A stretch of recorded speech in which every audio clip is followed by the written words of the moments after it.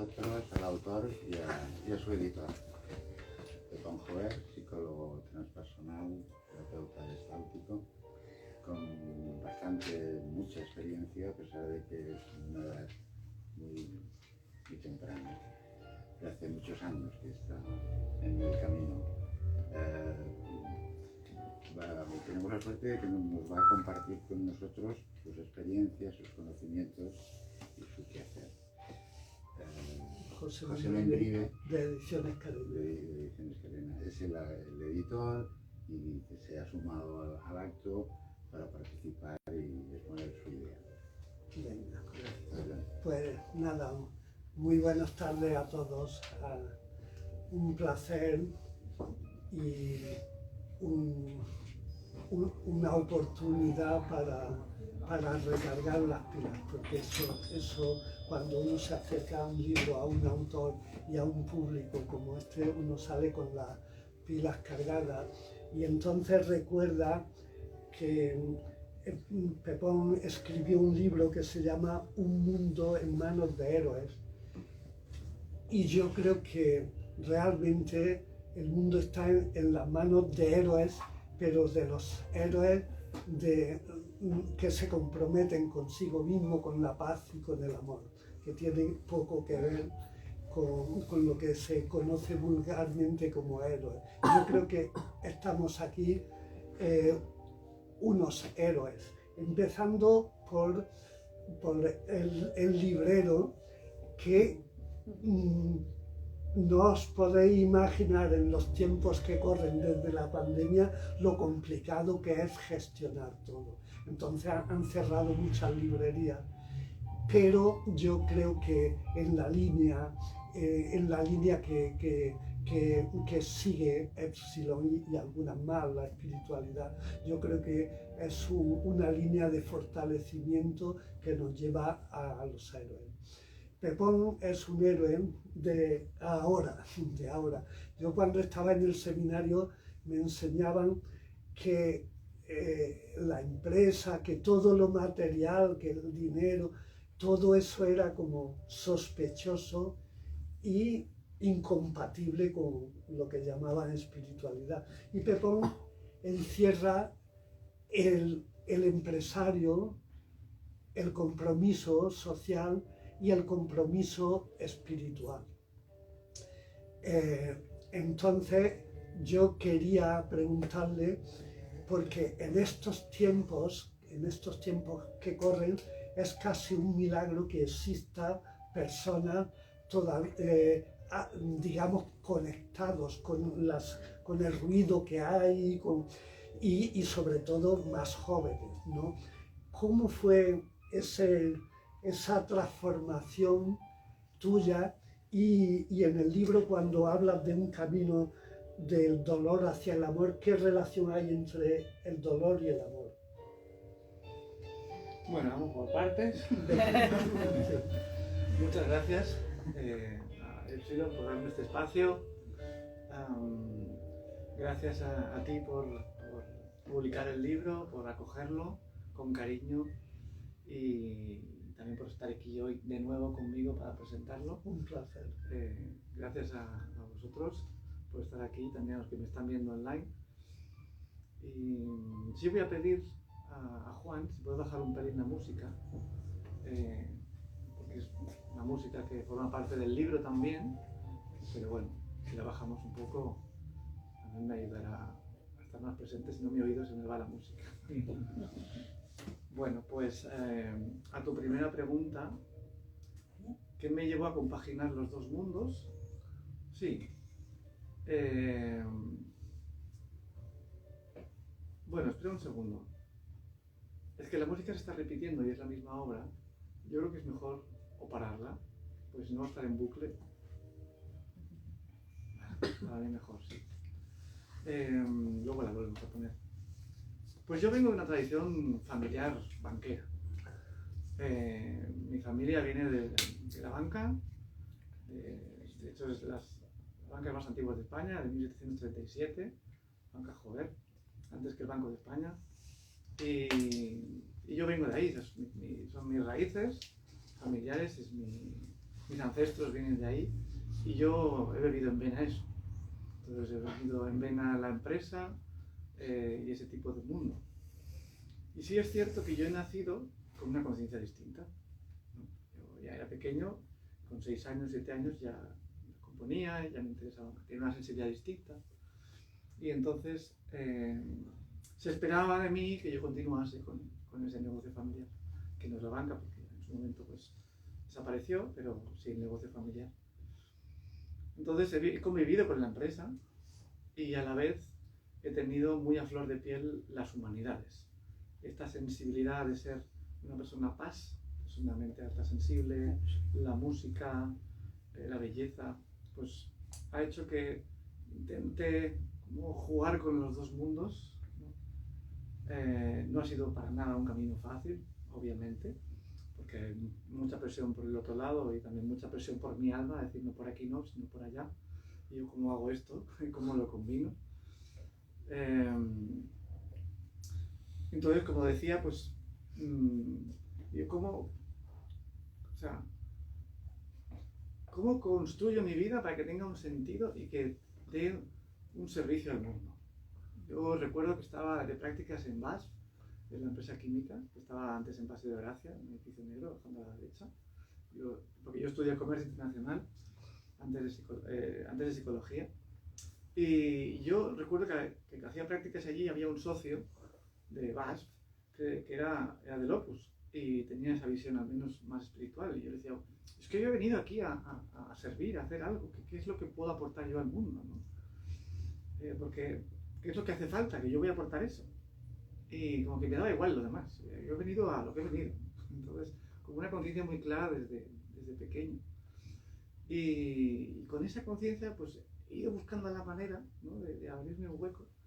¿Y por qué explico todo esto? Porque desde hace 11 años, pues se dieron las circunstancias para ser cofundador de una empresa que se llama Alkaline Care, en la que vendemos complementos alimenticios para regular el pH del cuerpo. Entonces nos dedicamos a la salud, ¿no? Ayudamos a la gente pues, a cuidar su cuerpo a través de unos productos que son muy naturales, que sabemos que funcionan. Entonces, la otra parte, que yo estudio luego psicología, soy terapeuta gestal, psicólogo transpersonal y tengo toda una parte de búsqueda profunda. Entonces, mi idea es, pues, cómo hacer una empresa con una conciencia y una cultura distinta, con unos valores distintos, que impacten dentro de la propia empresa y fuera de la empresa, ¿no? Y bueno, pues ahí he estado, ¿no? Ahí he estado. Entonces, el dolor también, conectándolo con el dolor del mundo, el dolor que me provoca ver lo que hay alrededor, porque me produce mucha agitación lo que hay fuera, porque no me gusta nada. De hecho, nunca me ha gustado este mundo. Me ha llevado a tener un sufrimiento me ha llevado a la búsqueda, ¿no? Es decir, ¿quién soy? ¿Qué hago aquí? ¿De dónde vengo? ¿A dónde voy? ¿Y qué hago con mi tiempo? Porque este tiempo es así. Y adiós, vida. Entonces, que tenga un sentido mi tiempo aquí, en esta tierra. Y ha sido esa combinación de elementos que han hecho que me mueva en el mundo de la empresa y en el mundo de la psicología, como psicólogo. Y entonces, en diferentes tiempos, a lo largo de los últimos 20 años, pues he estado en el mundo de la empresa, trabajando con mi familia también, y en el mundo de la psicología con pacientes. Entonces, al final, después de mucho esfuerzo, pues he podido juntar las dos. Dedicarme a las dos, que es lo que más me apasiona, ¿no? Tener pacientes y a la vez dedicarme a la empresa. Y precisamente gracias al dolor.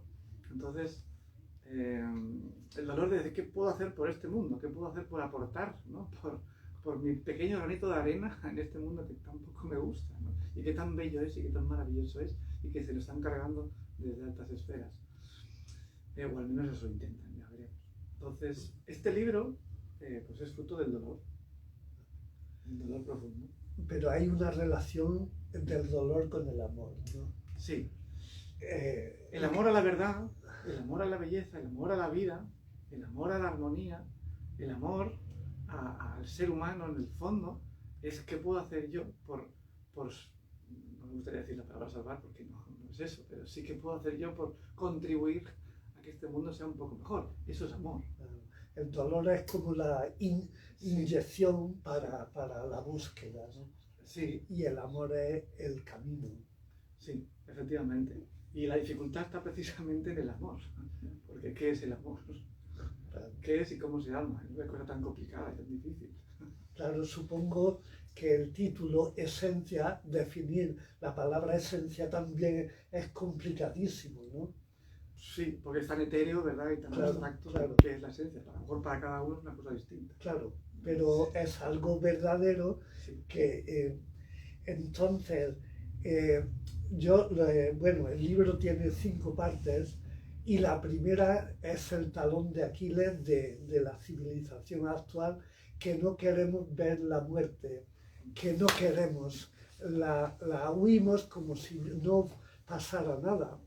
Yo recuerdo cuando era pequeño que cuando moría alguien le hacían la novena, le decían, y entonces era como una despedida, que no era necesariamente, eran 9 días, me parece, rezando el rosario y después comiendo y contando chistes, pero era como algo, decía, existe, pero ahora al no aceptarlo, al no despedirnos, hay un tema ahí que nadie quiere hablar, ¿no? Y yo quería que tú explicara un poco, porque si no entendemos la muerte, si nos tapamos los ojos, no entendemos nada. Me da la impresión esa. sí, sí, sí. Y tú partes del libro de ese concepto. Bueno, es uno de los conceptos que está ahí implícito porque Claro.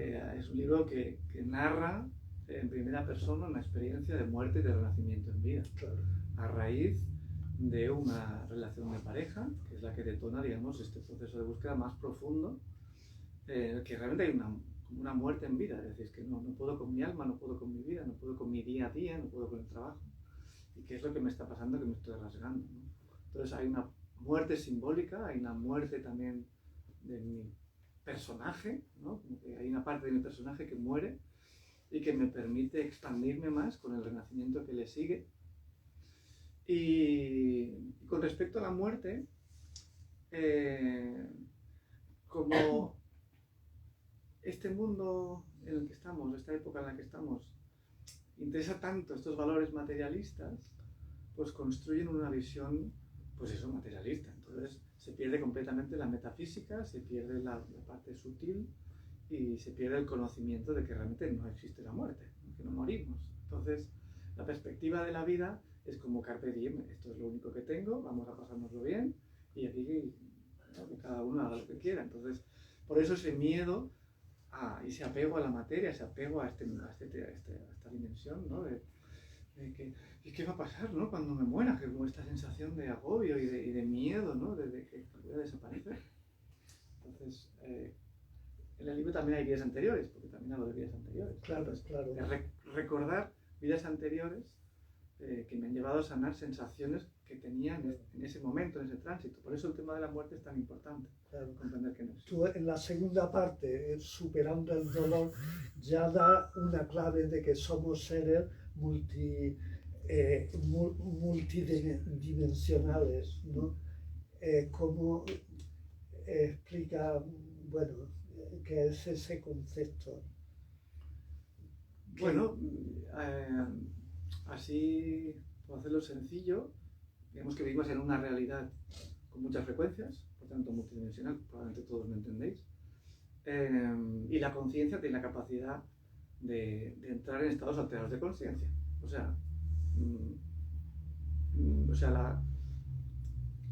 la percepción que tengo de mí mismo es un estado de conciencia del me doy cuenta, ¿no? Entonces, este estado de percepción puede cambiar en función del estado de conciencia en el que estoy. Entonces puedo acceder a otras frecuencias de realidad cambiando la frecuencia de conciencia, ¿no? Entonces, desde ahí y desde que mi cuerpo es mucho más que este cuerpo físico, sino que tengo cuerpos más sutiles que me envuelven y que nacen de una esencia espiritual, pues digamos que es como una arquitectura, ¿no? Una arquitectura de lo que somos. Y de ahí, pues esa percepción, ese conocimiento de que somos multidimensionales viviendo en una realidad multidimensional y que esto que vemos es solamente pues, una pequeña parte de lo que hay. Y ahí vienen, pues, bueno, hablas también también como salida a este túnel. Hablas de un tema que a mí me ha interesado muchísimo siempre por el tema relacionado con sueños, que es el tema de la reencarnación, ¿no? ¿Cómo lo abordas tú? ¿Cómo has llegado, con qué experiencia has llegado a esa conclusión, a esas vivencias, ¿no? Sí.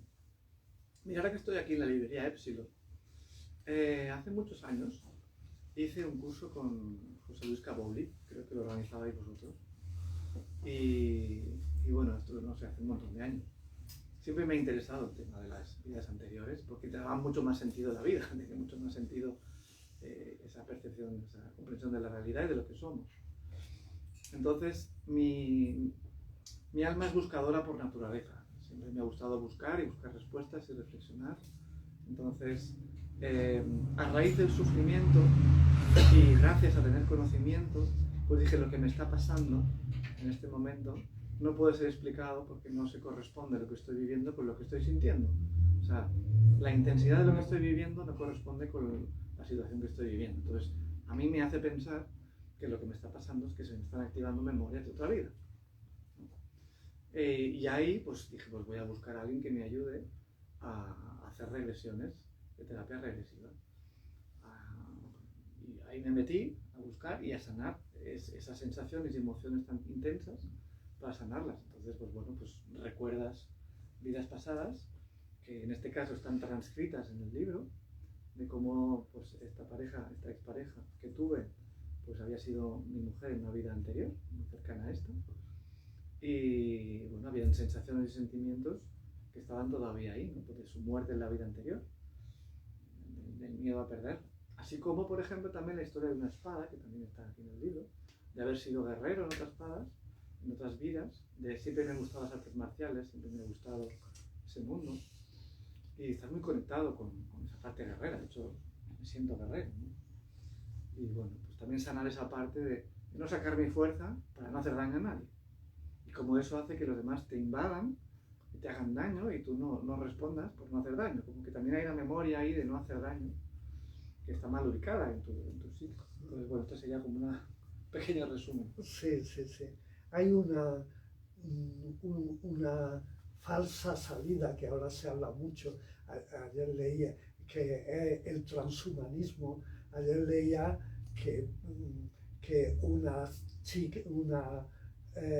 niña china, digamos, genéticamente determinada, pues que están teniendo muchos problemas de salud, y dices, ya hay personas modificadas genéticamente, que hasta dónde, a qué nos conduce esto, ¿no? Que yo creo que es la negación que es la plasmación del materialismo en hacer, bueno, en determinar servidores del sistema, ¿no?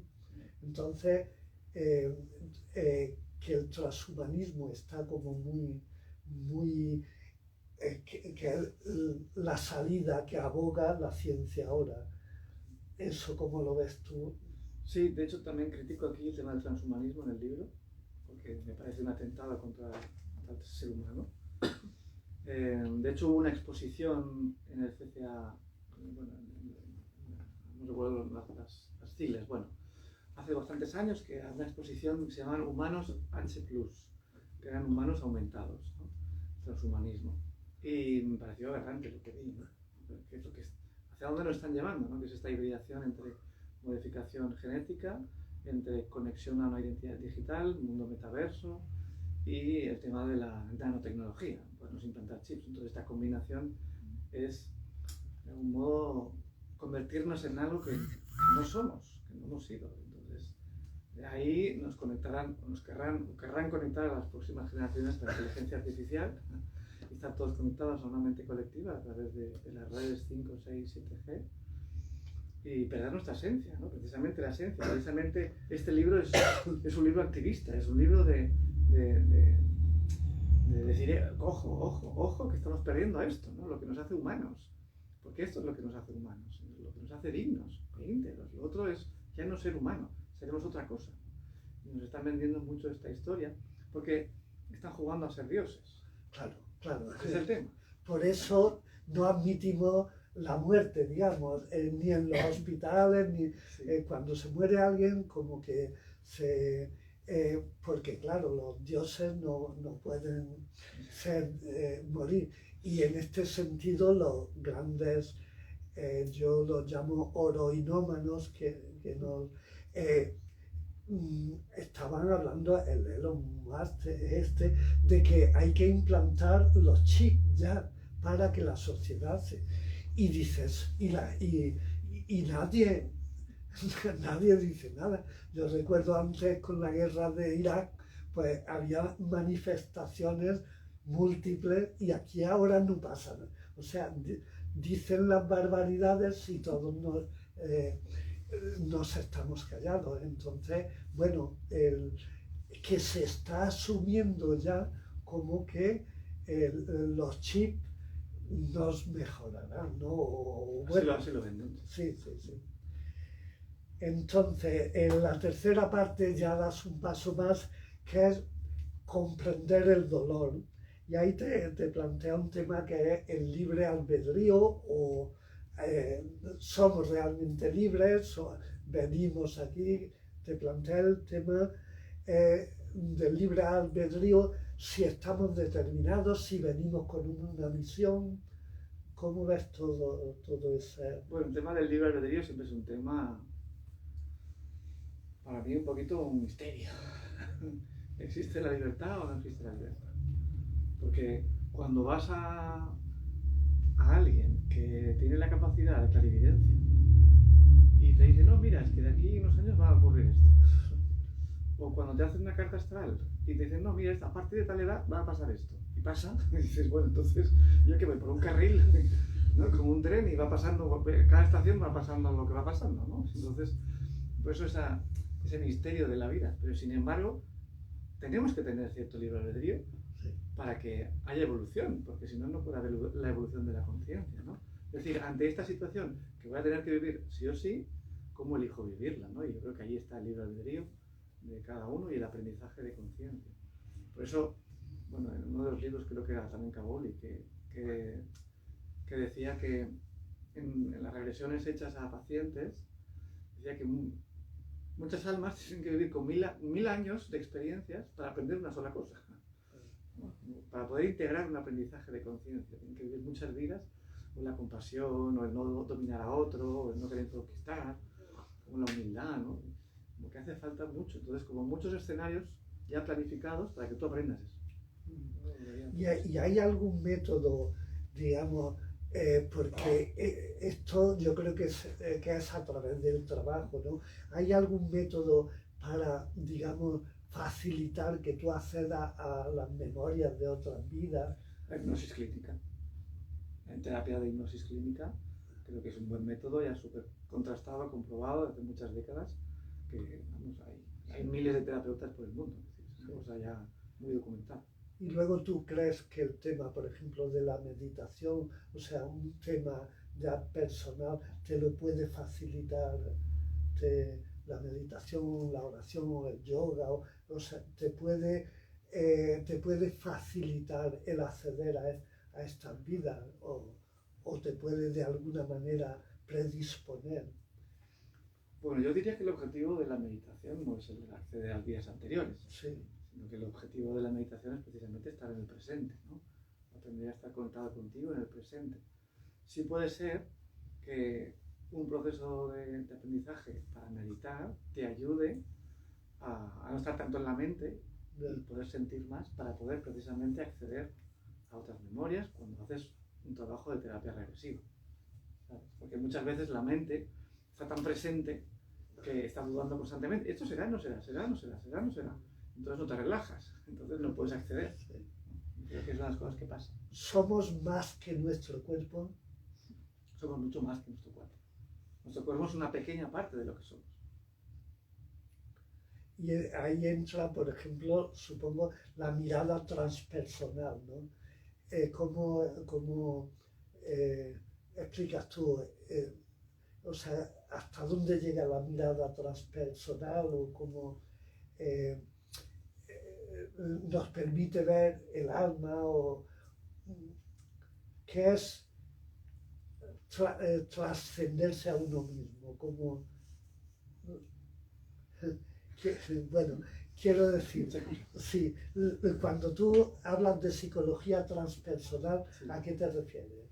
Bueno, psicología transpersonal es una línea dentro de la psicología que es la que estudia desde el punto de vista científico pues la conciencia del ser humano, estudia las experiencias del ser humano que van más allá de lo corriente. Por ejemplo, experiencias de estados alterados de conciencia, experiencias chamánicas, la meditación. Entonces, pues desde los años finales de los 60, ¿no? En Estados Unidos, pues empezó a desarrollar este movimiento de psicología humanista y luego transpersonal. Claro, yo me ubico dentro de la psicología transpersonal precisamente porque tiene esta visión más allá que la psicología cognitivo-conductual, que es más materialista o conductivista, ¿no? Por eso me ubico ahí.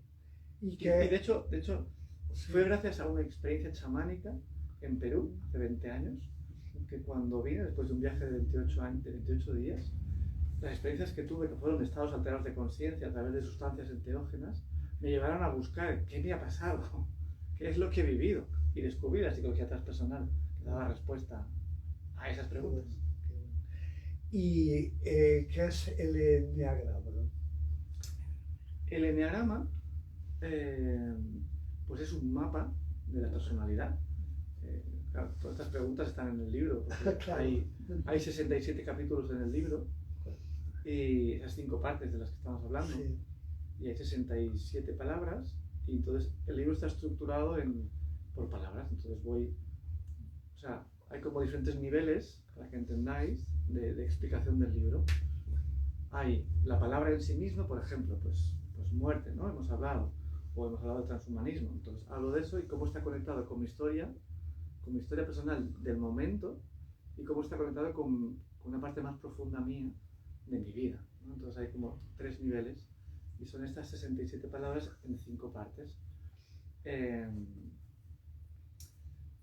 Perdón, No, era lo del enneagrama. el enneagrama, sí. Entonces, precisamente el tema del enneagrama, que es un mapa de la personalidad, que a mí me ha servido mucho porque también en mi proceso personal de crecimiento, pues a través de Claudio Naranjo, la formación Gestalt, el programa SAT, pues es cómo conocerse a uno mismo, cómo mirarse a uno mismo a través de una herramienta como es un mapa de la personalidad con 9 tipos de carácter, que a su vez se dividen en 3, que son 27 tipos de carácter, porque el gran problema es la ceguera que tenemos de nosotros mismos.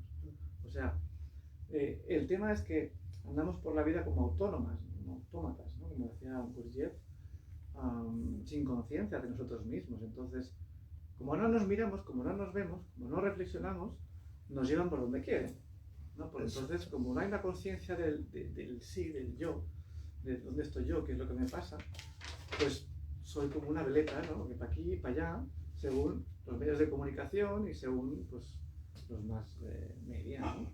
No decir otra palabra. Y precisamente el enneagrama es una herramienta muy poderosa que a mí me ha ayudado mucho y que ayuda a muchísima gente a conocerse para ser más consciente. Porque el problema de hoy en día es la falta de conciencia, es la ceguera, ¿no? Es esta neurosis colectiva que es una ceguera de quién soy yo y de quién soy yo realmente y de quién no soy. Porque la neurosis precisamente esta distancia entre lo que realmente soy y lo que he construido para proteger una herida de infancia, ¿no? Ese es un personaje que hemos construido que lo que nos hace es sufrir. Entonces, a medida que vamos sanando este personaje, la esencia se va acercando más y se va integrando. Entonces, podemos ser mucho más auténticos, tenemos mucha más energía. Y creo que el enneagrama es una buena herramienta de autoconocimiento para estos tiempos de ceguera. Tú dices, ya pasamos a la cuarta parte, que ya es caminando hacia el amor. Tú dices que tu fuerza reside en tu capacidad de amar, ¿no? A mí me recordaba también a Einstein, que decía que el amor es la fuerza más poderosa del universo, ¿no? Sí. Entonces, ¿cómo activar, cómo fortalecer esa capacidad de amar, ¿no? O sea, cómo transformar todo esto que hemos estado hablando, al final tejer hilos para convertir esa oscuridad ese dolor en amor, ¿no? ¿Cómo ser más fuerte en el amor? Hay que abrir el corazón. Y para abrir el corazón hay que atravesar la barrera del dolor. Si no, no se abre. Porque precisamente este personaje, el enneagrama, pues es un mapa, hay muchos más mapas. Pues hemos construido una coraza, un personaje, para defendernos del mundo. Entonces, desde ahí no podemos amar. Y como que detrás de la coraza hay una herida, hay que deshacer esa coraza para acceder a la herida, porque detrás del dolor está precisamente el amor. Para mí, el dolor es la antesala del amor. Entonces, si no conectamos con lo que más nos duele, no vamos a poder conectar con la luz que hay ahí detrás, ¿no? Y es un proceso personal, intransferible, que cada uno debe hacer poco a poco, porque no es una cosa ni fácil, ni rápida, y para amar hay que ser muy valiente, entonces, y muy humilde también, porque a veces el orgullo nos impide dar un paso cuando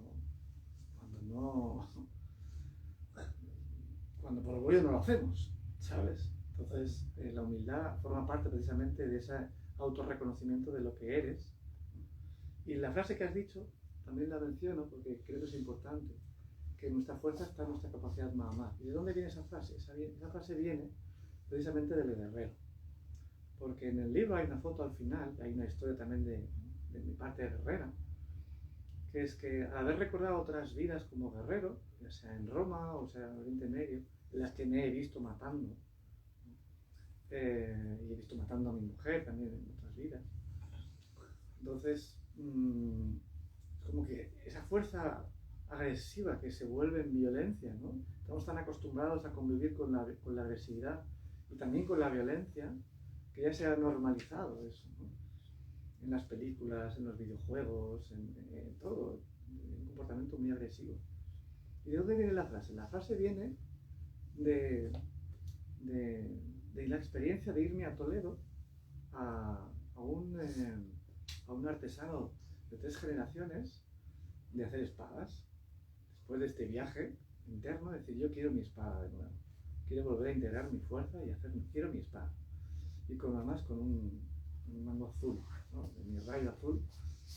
Y me fui a Toledo y fui a ver qué espadas tenían y le dije, hazme una espada que ponga y me inscribes en la espada. Mi fuerza está en mi capacidad para amar. Porque realmente es así, ¿no? Como que la espada simboliza esa integridad, esa fuerza de hacer justicia, siempre y cuando esté conectada con el corazón. Porque si no, lo que se hace es destruir. Y es como un recordatorio y también como un ritual, ¿no? Interno, propio, que está explicado también en el libro. Entonces, bueno, pues de ahí viene. Pasamos ya a la quinta parte y ya para dar un poco, Sí. porque yo creo que aquí tenemos la suerte de tener una personalidad, unos acompañantes que nos pueden dar mucha luz también. La quinta es ya, digamos, el paso de lo visible a lo invisible, ¿no? Tú dices que el cuerpo también hay que integrarlo en la ascensión, ¿no? No puede ser negando como se ha pretendido, sino integrando, ¿no? Entonces habla de una cosa que, bueno, del perdón, ¿no? Como punto de sanamiento, creo. El perdón como paso a transformar lo visible, el dolor, el pasado, en algo hermoso y sanador, ¿no? Sí, bueno, como que el perdón es un movimiento interno al cual podemos llegar cuando hemos sanado heridas internas, ¿no? Y podemos reconocer un verdadero perdón cuando hay un agradecimiento a lo vivido. Si no, puede estar más mental que más emocional. Si no hay agradecimiento, no. Es mucho más difícil que haya un perdón auténtico. Y cuando mencionas lo de lo visible a lo invisible, eso viene por experiencias también que relato en el libro, como de, igual que hago con la música, ¿no? Desde pequeño, de oír y sentir desde lo invisible, porque es desde lo invisible que pasa a lo visible. En este caso es desde lo visible a lo invisible. Es como tener la experiencia de poderme poner delante de alguien y poder, igual que con la música, pues igual sentir o escuchar, pues diría cosas, no es la palabra adecuada, cosas, pero sí aspectos de su vida que yo no sé. Entonces, hoy eso se llama canalización, ¿no? Pero poder tener esa experiencia y poder tener la vivencia en primera mano de que eso es real, de que yo lo vivo, lo puedo vivir si quiero, ¿no? Podemos todos conectarnos con planos superiores, que es el mundo invisible. Sí. Y cuando ese eje vertical es simplemente una experiencia, y millones más de experiencias, pero es siempre una experiencia de la importancia del eje vertical para podernos mantener más erguidos en lo horizontal. Porque precisamente lo que están haciendo con el transhumanismo es cortar la parte de arriba y la parte de abajo, con la tierra y con el cielo, por decirlo metafóricamente, ¿no? Entonces cortando esa conexión y transformando el ADN, que es precisamente lo que nos permite conectar, pues nos volvemos pues, por aquí como zombies, ¿no?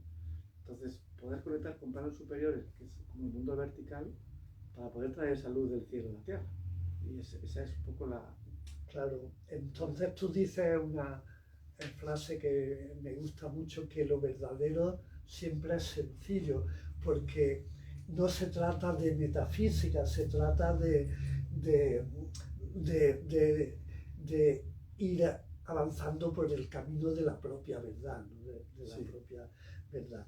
Pero entonces, cuando ya trasciende, tú hablas, ahí cuando ya das el paso, hay lo que tú aludes a los guías, ¿no? ¿Quiénes son nuestros guías? ¿Cómo conectarnos con ellos? No lo sé. No lo sabes. No lo pero sé. existen, ¿no? Sí, para mí por supuesto que existen, pero no lo sé, la verdad. No lo sé, yo simplemente sé que me viene la información, pero no sé de dónde viene, no sé de quién viene ni cómo se llama. Entonces no te puedo decir por qué no lo sé. Y ya termino, en algún momento tú hablas de el que soy y como la imagen que tenemos también de Dios, yo soy el que soy. ¿Cómo entiendes tú eso, el que soy? O yo soy, o cómo entiendes tú el hacedor último ya o sea, cuando vamos ascendiendo la idea de Dios que tradicional como... Pues tampoco lo sé. Bueno, es un misterio que no lo sé. Bueno, pues solo sé lo que he podido vivir en mí. Sí. Y eso, aunque puedo evidentemente tener ideas como todo el mundo, pero Sí. son ideas. De todas maneras, lo que sí es a través de las vivencias Sí. uno va plasmando cosas, ¿no? Sí, Entonces, sí. eso es el camino. Yo quería terminar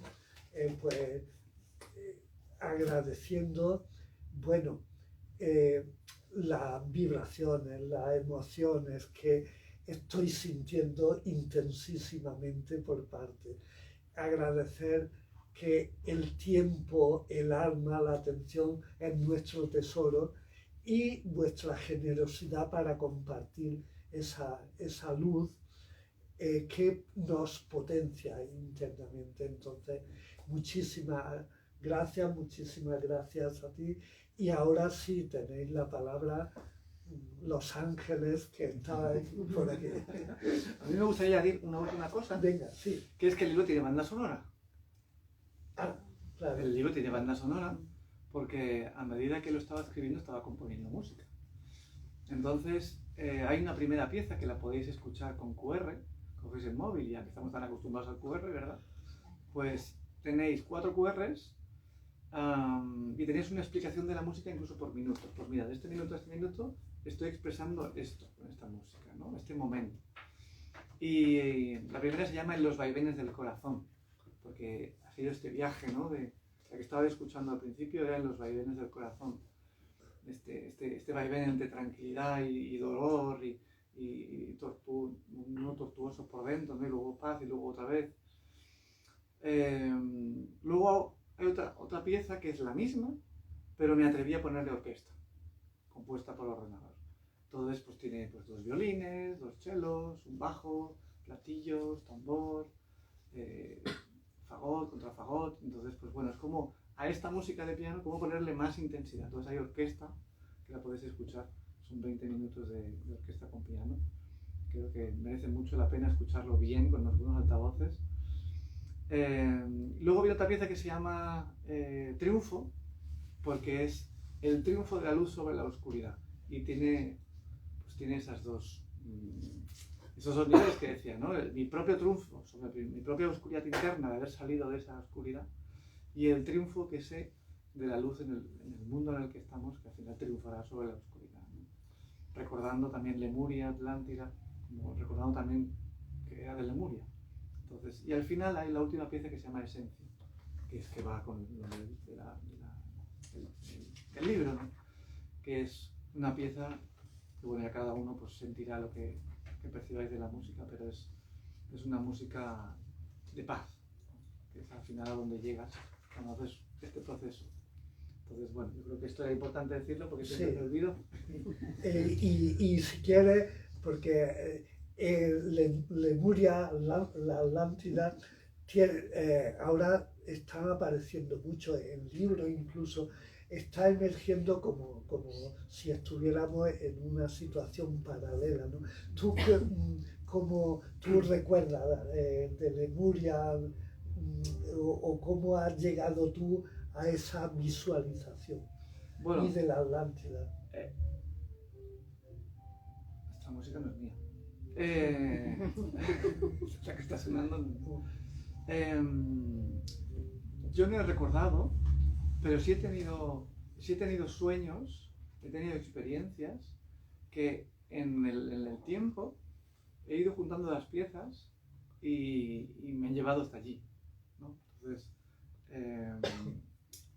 bueno, estaba bien en el libro explicado, no os lo voy a desvelar, pero sí entiendo que venimos de civilizaciones más avanzadas que esta en tiempos mucho anteriores y que, bueno, pues hubo una gran lo que sea que hubo, que terminó esas civilizaciones y se volvió a iniciar una nueva.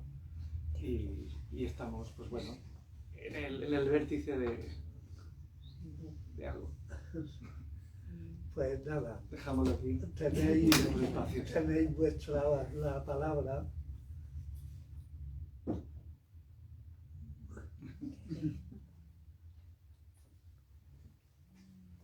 Por si queréis preguntar.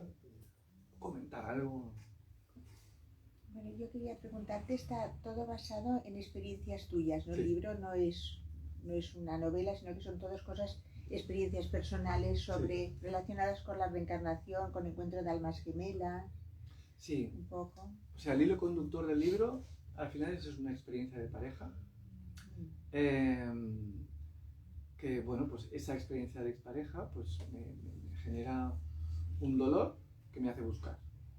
Entonces, en este proceso de búsqueda, el libro es un proceso de autosanación, porque el escribir para mí es terapéutico. Entonces, son todas estas palabras que son todas las fases por las que he ido yendo. Entonces, son 67. Y lo interesante es que yo marqué todo un plan de escritura, pero la vida me dijo, no, este plan que tú pones no. Entonces, a mitad camino, como que me hizo borrar todas las pruebas que tenía por delante. Y a medida que iba viviendo, me salía la palabra siguiente, y la siguiente, y la siguiente. Y es más, cuando tenía el libro publicado, en una versión anterior, la vida, por decirlo así, quiso que ese libro no fuese publicado y los he tenido que tirar todos a la basura. Sí. Porque aquí hay contenido que la persona, mi pareja no quería que saliese.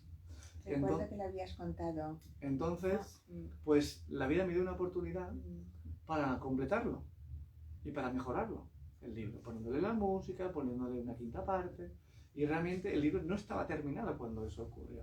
Entonces, como que a veces nos podemos pelear con la vida y, perdón, joder, con la putada que me han hecho, pero qué bien que me lo han hecho, porque realmente ahora el libro está terminado, ¿no? Antes no lo estaba.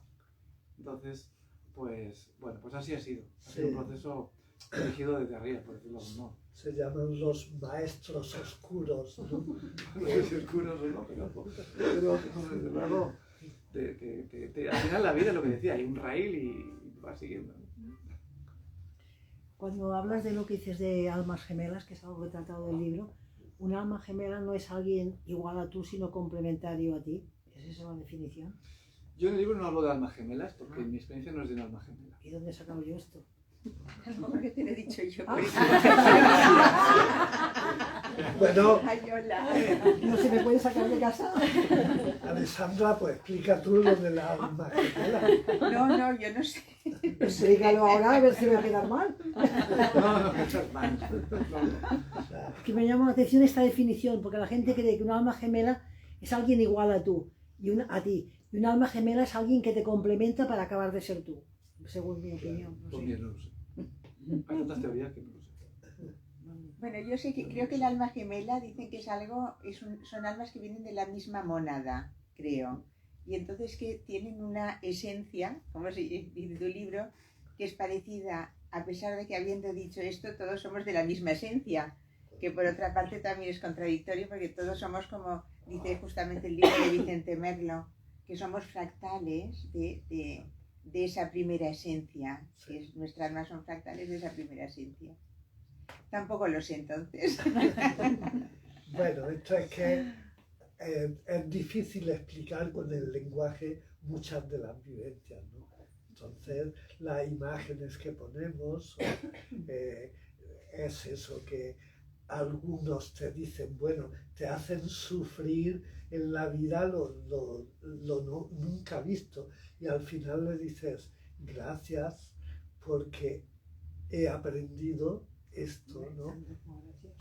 Sí, no, pero es que... Pero dar, crisis... o sea, asimilarlo sí, pero dar las gracias por haber sufrido, me parece No, muy fuerte. dar las gracias porque te ha impulsado Claro. a dar a subir a un estadio diferente. Yo creo que lo hubiera dado igual sin el sufrimiento. Pero necesitamos el estímulo es el que... es verdad. Si no hay sufrimiento, no hay estímulo. Pero, mira, si me permitís decir una cosa, ayer estuve comiendo con una persona que me explicó que hacía un año había fallecido su marido, que era una persona que nunca había pensado dos cosas en su vida más que vivir la vida normal y corriente, que la experiencia del fallecimiento de su marido le abrió una puerta para investigar y para saber, de tal manera que ella, cuando el marido se fue, sintió que todavía estaba.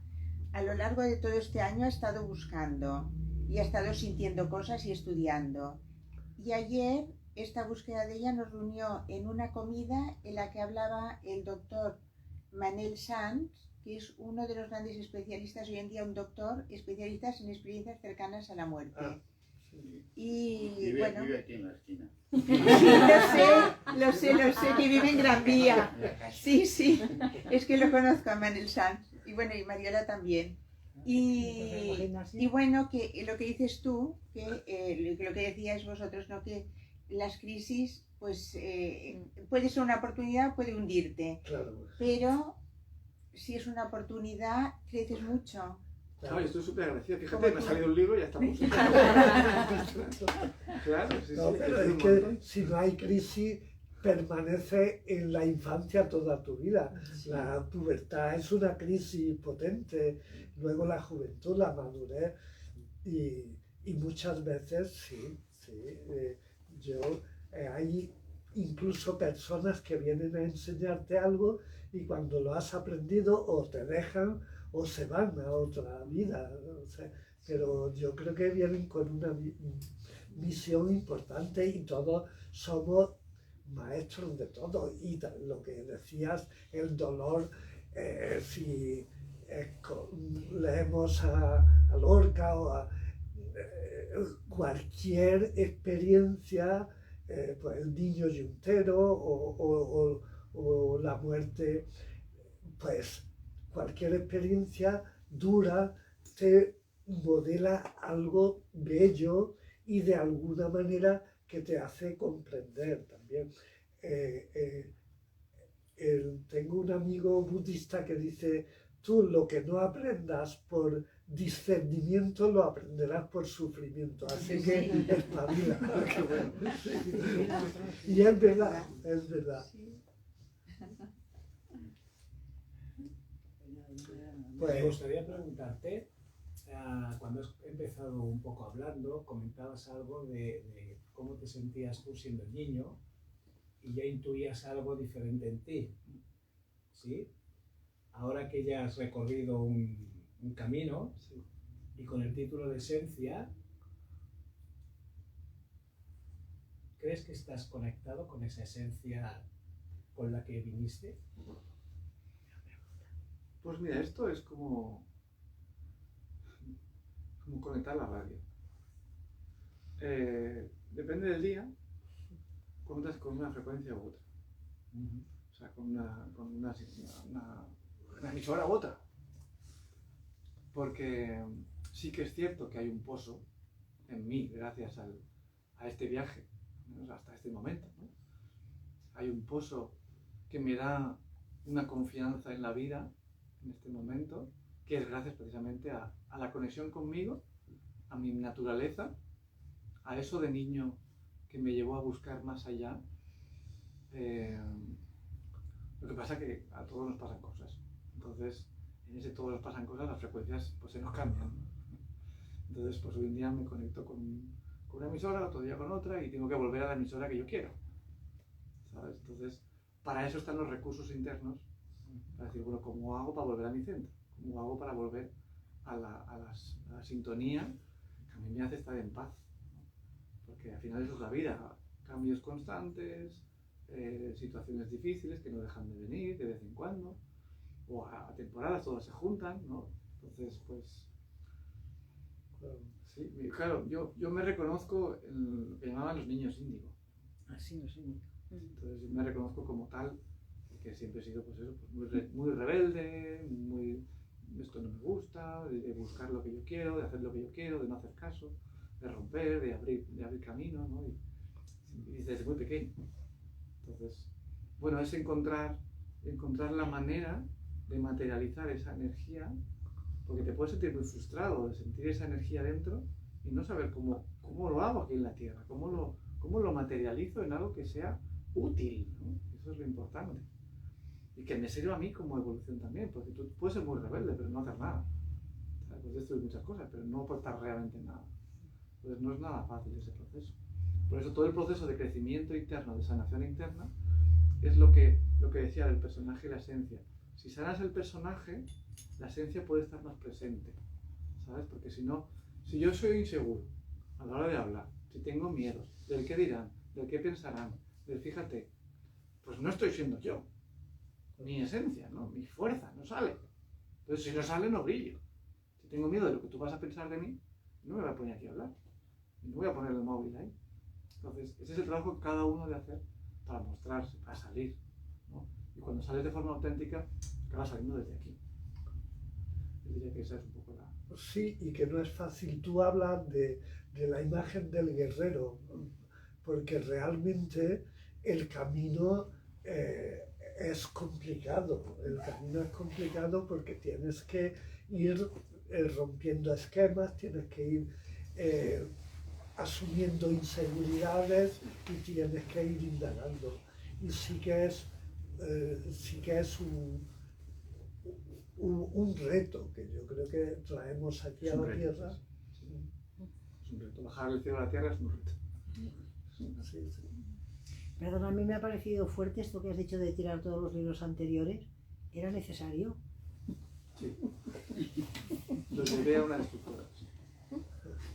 Es que no sé. Bueno, Porque como autor, ese libro es un libro no terminado. Y no puedo darlo. Porque no está terminado, es una obra no terminada. Es como una escultura de arte que le falta el brazo. Y no, fíjate que tengo que acabar de poner el brazo. Pero ahora que se estira lo de las sagas, por ejemplo, muchos autores hacen un libro, continúan el segundo o el No. tercero, como el Haraki o... No, es como si yo hago una escultura y no termino el brazo. Sí. Menos de mí. Eso el libro sabe cuando está terminado, Claro. más que el autor. Entonces, en ese caso fue, y además, lo que si no lo destruyes por discernimiento, lo destruyes por sufrimiento. O sea, que lo tenías claro. No podré destruirlo. Muy bien, pues no sé cuánto tiempo Pues deja una llevamos pregunta aquí. más, ¿no? Sí, si Bueno, hay yo quería alguna. preguntar sobre lo que ¿puedo preguntar? Sí, Sí. Lo que decías de las reencarnaciones, que te acuerdas de varias, ¿cómo se vive sabiendo, teniendo conocimiento de esas reencarnaciones? ¿Cómo es la vida? Yo no tengo, pero me encantaría, es algo que no tengo y me encantaría tenerlo, pero Tienes una. ¿cómo se vive Al menos tienes una. una? Bueno, Pues ¿cómo se vive? Sí. es una sensación, porque claro, el haber recordado esas memorias hace que las tenga presentes, como lo que hice ayer, ¿sabes? No son tan claras, o no, tan claras no, porque lo que hice ayer tampoco ya me acuerdo mucho. No sé si será por el flúor o por qué será, pero ya no me acuerdo mucho. La cuestión es que están integradas en mí, en lo que yo soy. Entonces, pues me puedo acordar perfectamente, por ejemplo, pues que había sido un guerrero en Roma, de los Césares, y yo estaba en la guerra y me hacían hacer cosas que yo no quería hacer y matar, ¿no? Entonces, pues me puedo acordar de eso, y me puedo acordar cuando llegué a casa de nuevo con mi mujer, que se había ido con otro hombre porque no sabía si yo me había muerto o no se había muerto, yo me enfadé y la maté a ella, ¿no? Sí, sí, sí. Ahí te pillo Claro, en además. aquellos tiempos, pues el salvajismo era tremendo, entonces, como que está en mis venas, o sea, cuando tú revives eso, todo tu cuerpo está resonando con eso, toda tu emoción está recordando eso. Cada carácter es distinto, cada persona es distinta y lo vivirá de una manera u otra, o más desde lo visual, o más desde lo emocional, o desde lo auditivo. Pero en mi caso es la sensación. Yo recuerdo que en otra regresión que hice con un terapeuta casi le pego al terapeuta. Porque estaba conectando con un guerrero de Oriente Medio, que aquí no hay quien lo mataba. Entonces sentí una rabia por el mundo y por la vida que me puso la mano encima porque estaba ya muy alterado. Entonces son memorias que las tienes y entonces relativizas mucho esta vida también. Es como que, pues es otra vida. Estoy aquí y bueno, pues voy a hacer todo lo que pueda por aportar y porque mi vida tenga sentido, pero si me voy mañana, pues tampoco me importa. También ¿sabes? Es como una sensación de relativismo con la vida y con la muerte. Desdramatizan la muerte. Sí. Desdramatizan la muerte. Y con la necesidad de hacer cosas, como no tengo tanta necesidad ya, ¿no? Como ciertas cosas ya no tengo necesidad, como que ya las he hecho antes, porque yo he recordado, por ejemplo, con el tema de los hijos, yo ya me he visto teniendo hijos, me he visto siendo mujer. Entonces, hay ciertas cosas, o tengo el tener poder, o el tener éxito, o el tener reconocimiento, es como que ya no lo necesito. No necesito ganar mucho dinero, ni tener mucho éxito, no lo necesito, es como que para mí tiene más sentido la sencillez, ¿sabes? Y como que ya está, no hace falta todo eso. Eso es la suma, supongo que de mi alma y de esos recuerdos. Yo creo que los sueños, por lo menos en mi caso, son un buen canal para abrir a esas vivencias que tenemos ahí, que nos hacen daño o no, si no las sabemos, porque esto también es como el arte de escribir, la espiritualidad, como no la canalices se vuelve contra ti, ¿no? Entonces realmente a través de los sueños, como que uno intuye canales por donde ir, y entonces te va, cuanto menos cerebro pongas en el asunto, más fluye la salida, ¿no? Sí. Hay también una parte interesante en esto que estáis hablando, que es, a mí me recuerda a de Castaneda, ¿no? Con el tema del guerrero, el trabajo de morir, ¿no? De estar preparado para en que en cualquier momento puedes dejar de estar aquí presente, ¿sí?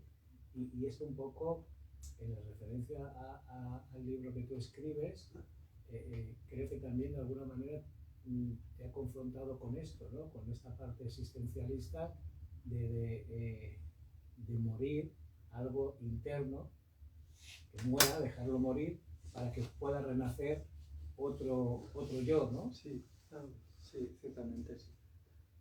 Es que también se alude, para que renazca un mundo, tiene que desplomarse el viejo. Y esto, en las grandes extinciones, que ha habido 5 y ahora hablan de la 6ª, pues era desaparecer casi el 80%, y luego se daba un salto cualitativo de los anfibios a los reptiles, o de los reptiles a los mamíferos, pero para eso se tenía que desplomar todo el equilibrio que evitaba esos pasos, ¿no?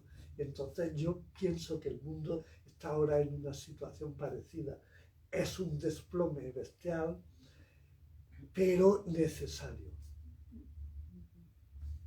en cierta manera, ¿no? Sí, sí. A nivel colectivo está claro. Y a nivel individual, pues se ha de morir también en vida. Porque si no, no hay cambio. O sea, si no muere tu personaje de algún modo, Claro, no hay un cambio.